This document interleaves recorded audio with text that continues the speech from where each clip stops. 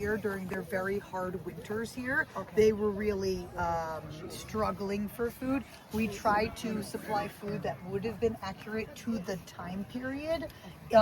So even if it's not something they would have had here, they were given rations, a pound of flour and a pound of meat.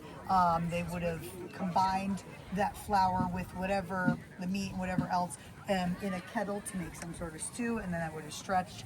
6 men would have shared a tent, and that would have been a mess. They would have shared one kettle, and they would have made a combined meal together. And certainly during the rough winters here, they would have foraged and borrowed from farmers nearby. But yeah, we are eating period correct food, but certainly not food that they would have had while they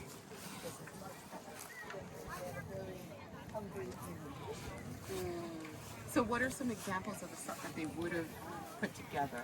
Well, they were given some sort of meat, which they would have been told to boil. The Army was aware of diseases in that nature, and they would have pushed them to boil their meat. And like I said, if they combined it all together, it would have made a more substantial meat.